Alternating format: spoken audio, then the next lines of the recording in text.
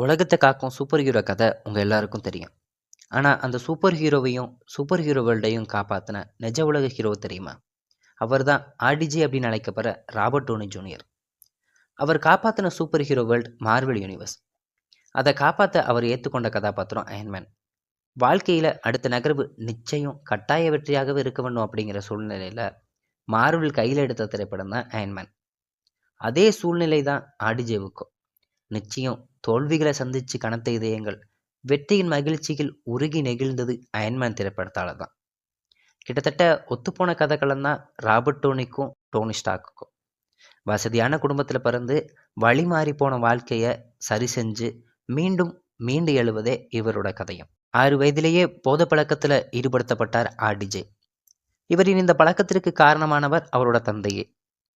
தடை செய்யப்பட்ட போதைப் பொருட்களை பயன்படுத்தி சிறைவாசமும் சென்று வந்தார் ஆர்டிஜே. போதையின் பாதையில் இவர் தள்ளாடினாலும் இவரின் நடிப்பு திறமையோ இவரை ஆஸ்கர் வரை அழைத்து சென்றது. 1992 ஆஸ்கர் வரை இவரை கூட்டிக் கொண்டு சென்றது சார்லி சாப்ளின் கதாபாத்திரம்.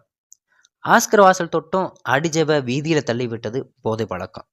1996 முதல் 2001 வரை போதையின் பாதையால சிறையையும் அவமானங்களையும் சந்திக்க நேரிட்டது ஆர்டிஜேவுக்கு. இதனால யாரும் திரைப்பட வாய்ப்புகளை இவருக்கு வழங்க முன்வரவில்லை. 2003 போதையின் பாதையிலிருந்து ஆர்டிஜேவை மீட்டது அவரோட மனைவி சூசன் டோனி. இப்படிப்பட்ட சூழ்நிலையில தான் அடுத்த கட்ட நகர்வுல நிச்சயம் வெற்றி அடைந்தே தீர வேண்டும் என்னும் கட்டாயத்துல ஆர்டிஜேவும் மார்வலும் கையில் எடுத்த கதாபாத்திரம் தான் அயன்மேன்.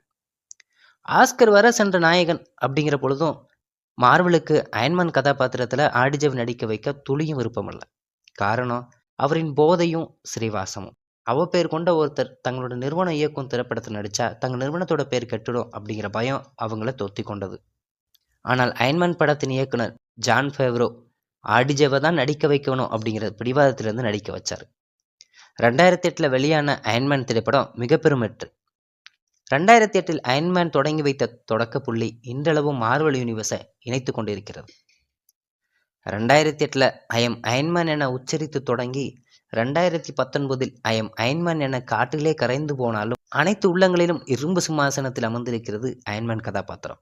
ஏட்டிலே எழுதியும் கிறுக்கியும் வச்சிருந்த ஒரு சிறிய கதாபாத்திரம் ஒருவரோட வாழ்க்கையையும் ஒரு நிறுவனத்தின் போக்கையும் மாற்றி அமைச்சதுன்னா அது நிச்சயம் அயன்மேன் கதாபாத்திரம். இந்த கதாபாத்திரத்துக்கு உயிர் கொடுத்து தனக்கும் வாழ்வு கொடுத்த விதத்துல நிச்சயம் ஆர்டிஜேவின் நடிப்பு பாராட்டுக்குரியது. போதை ஒருவரோட வாழ்க்கையை எப்படி சீரழிக்கும் என்பதற்கும் உழைப்பு ஒருவரை வாழ்க்கையில எப்படி உயர்த்தும் என்பதற்கும் ஒரே உதாரணம் அயன்மேன் ராபர்ட் டோனி ஜூனியர்.